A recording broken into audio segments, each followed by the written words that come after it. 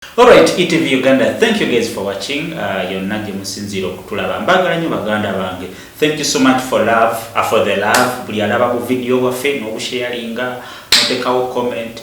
Thank you guys. Mukama Katonda ababi musingo okwagala. Since we started, you guys have shown us a lot of love. Mwebali nyo mwebalire ddala. As usual, Aaron Bobo on camera. Nenge era nkomyawo ne muganda wange Abudu yekolera. Tubya tuyitaitamu nga agezako okumulumbula ebintu ebiba ensonga eziba zibaddewo mu entertainment industry n'ebintu ebirala ebigwa mu kkulu ebyo. So mukulu wange muganda wange Abudu ndi mukulu tokimanyawo sikimanyawo. Alright, obulamu butambula. Obulamu bulungi alhamdulillah, Allah kyakuuma. Tubaddeko wano naye era ne tukomawo. There is Prince Joe Paulo Kafeero. The golden boy. By the way, bwoba oyogera Kafeero kusaba busabe tovanga buveeri Paulo Kafeero. Yeah. Prince Joe Kafeero. Prince Joe Paulo Kafeero. Manyi ganjegere. Omukulu yatuva ku maaso. Ennaku z'omwezi zaali 13 omwezi ogwokutaano 2017. Yeah, ojjukira bulungi. Wiiki eno tujja kubalo zaali 15. Zali 15. Yes, lero 13 zali 15 omwezi ogwokutaano 2017. Wiki eno ogwokutaano zijja kuba ennaku z'omwezi 15. Kijja kumakinga Kafeero agenda kuba aweze emyaka 13 nga atuvudde ku maaso. Naye mu mbeera eno oba ey'okujjukira Kafeero is one of those people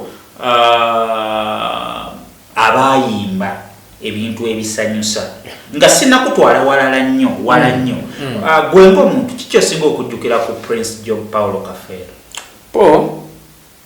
Yali musajja musanyusa. He was a complete artist, that's what I can say. He was a complete artist. Yali muwandiisi wa nnyimba, yali amanyi okukuba ebivuga, yali amanyi okuperforminga. Paulo yali dancer. Paulo yali amanyi okuzannya. So Paulo, he was a complete artist. He is a true definition of a complete artist. Kafeero Paulo. Bwengagwe.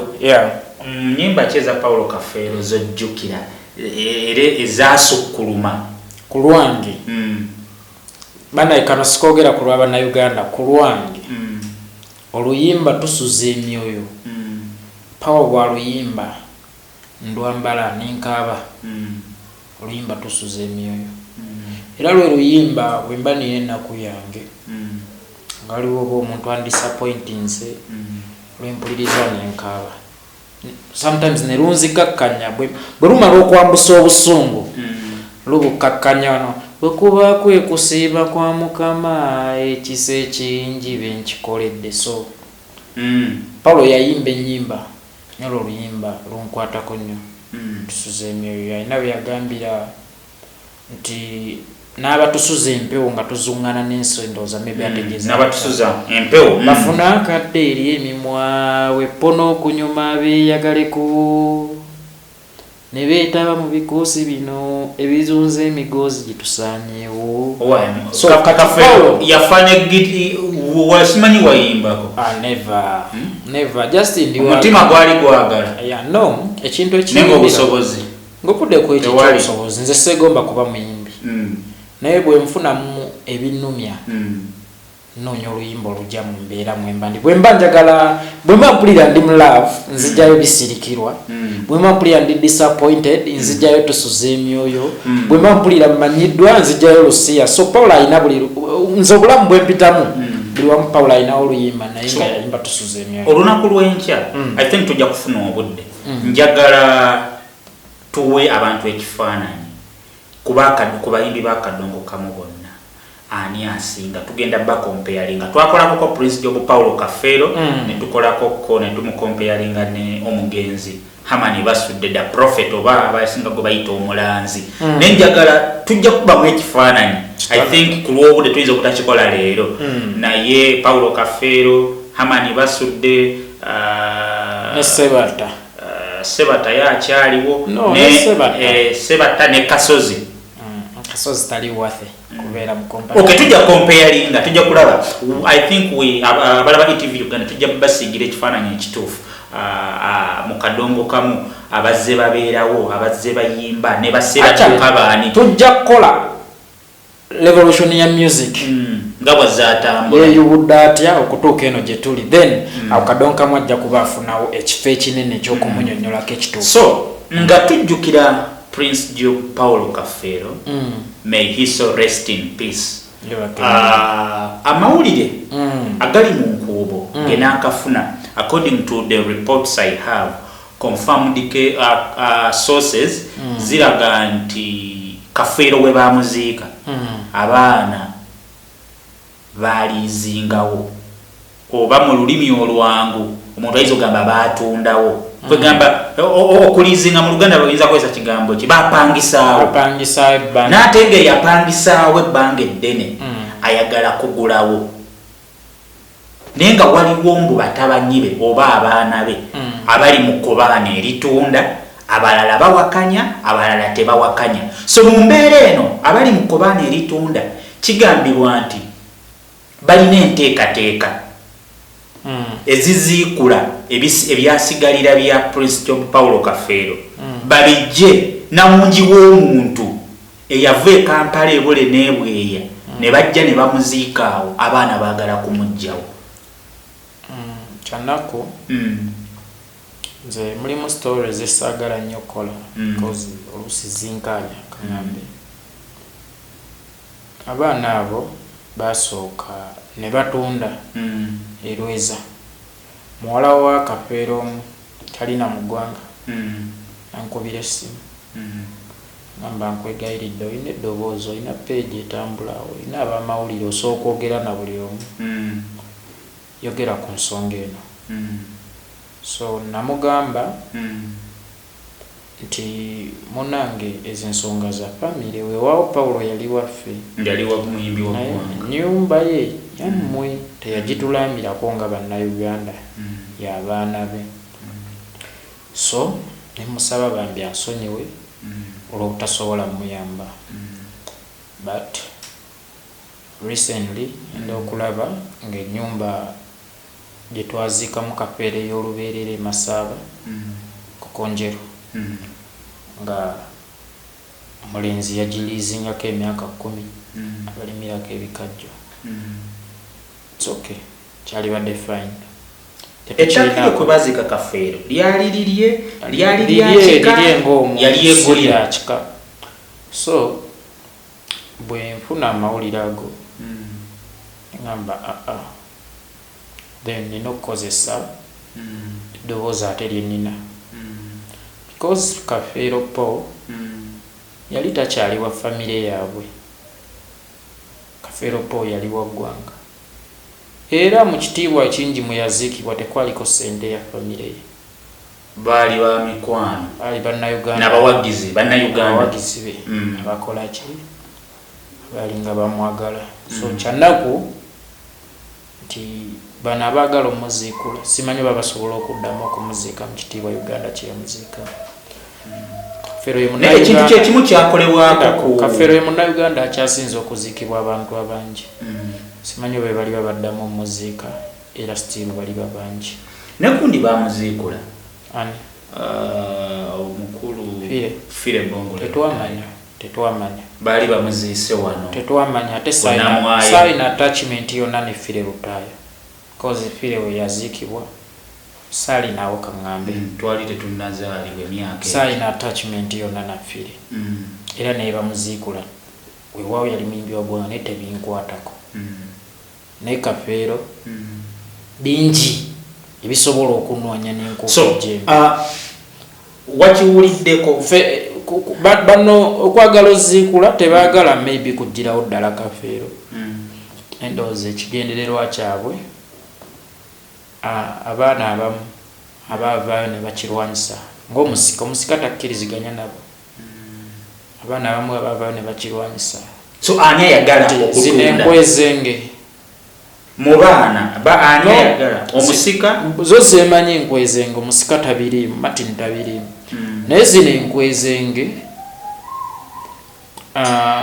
bwe zaalabanga bana banne bazo bazigala ziremesa kutunda ne ziteekawo ekibeera titemuli na baana ba Kafeero ne bagamba bannaabwe nti mmwe tata si abazaala naye nga mu Buganda omwana yatandika ddi okugoba omwana tataye gwe yaleka Kafeero yakyatula lunye naga buli mwana gwe bali balaga nga nfudde alibaawa okwolwo muganda wammwe ne mu luyimba yakiyimba kakati kisinga okwewunyisa oyo omwana akiri wakati ye yeetegedde actually yankubira ne juze essimu n'avuma bubi nnyo bwenna takolinga the wound nangamba oyogeranga niyerere naye mwana gwe jjukira njagala nno bakakasa ndi story ya Kafeero gye bayita blood na ntuufu Paulo wa boda yazaala mwana we tenga wa boda we yalimu obusawo Buganda omwana we bamuyita Pelagia wamwe gwe muyita Buladina naye ate yaddala mama wa Pelagia yazaalamu abaana bameka babiri mu Kafeero kakati oyo omu ku babiri ate yalwana ennyo okukebeza abaana ba Kafeero nti bali si baganda baabwe naye gwe weewunyi ye maama we yayendera mu buki mu bufumbo ye akakasa atya nti mwana wa Kafeero njagala nno bategeeza bannange wano situddewo nga omuweereza oba gwe bakyazizza ku nsonga za music no ntuddewo ng'omuntu gwe mugenda okusooka oyitamu nga munaziikula Kafeero kisebo buyinza obujjeewa oli wakika oli musika Kafeero teyali wa family that's why bwe baatunda erweza we were okay naye wano bwe baziika omuntu waffe tetugenda kukkiriza so kiki ekitunza abaana bwavu what could be the real problem lwaki abaana baagala otunda kitaabwe kyanaku nti abaana ba Paul abasinga basomyeko kuba yabalekera emikwano kitegeera Paul yalina emikwano tebali nga baana b'abayimbi balala nti bayimbi bali bafa abaana baabwe bato kitegeera baana ba Paulo basomyeko naye simanyi lwaki abasinga mu bo basiru kitegeera because Paulo ye muntu atayisanga bigambo bikyamu mu kamwa nekyanaku nti omwana wa Kafeero asobola okumpemula anti takumanyi toli wakika toli musika kyanaku osejeera siri wakika naye teweerabira nze famire ezo nziyiriddewo omubiri emyaka mingi owooza naawe kimanyi famire z'abayimbi abo basatu mbaddengawo nnyo nga bwe wabaawo ekikyankalanya famire nteekawo omubiri saidi emu neekukyawe endala neekugira kakati ekyo kinzizaayo nno nekubisirikirwa oyo so tubadde tulina akayimba kabisirikirwa walumi mubbi ketuwulirizaawo abaana abo bwe bamulangira obugumba ne bamuwemula aga naye Paulo teyawemulanga gamba ekituufu tuzaala mibiri tetuzaala myoyo so kyanaku nti omwana omuto asobola okujja ku nze gwe yali ebuuzizzaako because mwe muyinza okundabanga emyaka gyammwe but ndi taata wammwe ate mu ndongo because nina experience ya myaka 17 ate abamu gye mulina kitegeera so nga bwe muzenga munneebuuzangako nga bwe muzenga munteeka mu bizibu byammwe nga bibayinze nandirowoozezza nti leero olw'okuba mwagala ofuna bwe mbakubira mbawabule temunvuma kuba ndi baaba wammwe ate ndi taata wammwe so abaana baagala ttunda tewaliiwo Kafeero bantu beyalambikira abakulu abayinza okuyingirako mu nsonga zino mwami Senkubuge yali mukwano gwe ensonga lwaki navuddeyo nenjogera ku nsonga eno zijjukiza abakulu bamu obuvunaanyizibwa bwabwe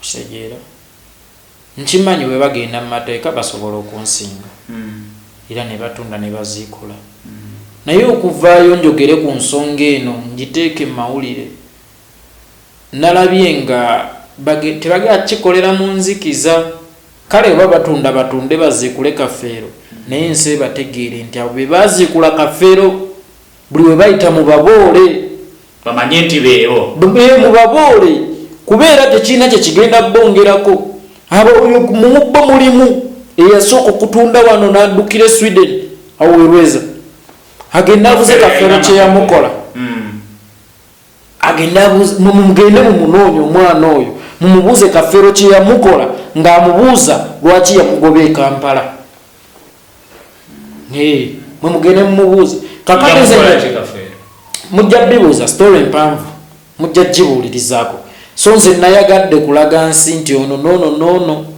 bwe bajjayo omuyimbi waffe atusanyusa abo be muba muboola kuba tebajja muzika mu kitiibwa so omuzika wa Kafeero era mutabanyiwe yabeerawo gyali emasaba enkokonje yes gyali kati bwaba gyali bano abapangisaawo we baziika Kafeero baayitawa ng'omusika waali bw'oba osobola okukubira omuntu oyo ku mpewo live mbadde nsaba nakuwa ku namba ye omulenzi oyo bamuyita Martin mbadde njagala omukubire n'abantu bawulire sayidi ye nsaba busabi bwe kiba kisoboka Martin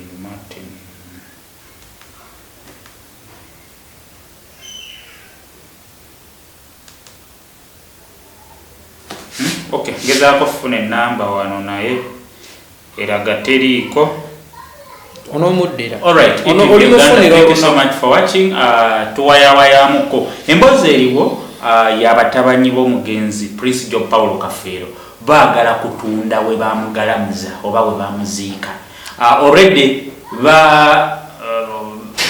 bapangisaawo embeera nga bwe mugiraba naye nga tugenda kubanga tubatuusaako twagala katuwumulemu katono tulaba tufuna mutabanyi wa Kafeero then tulabe embeera eddako mbaagala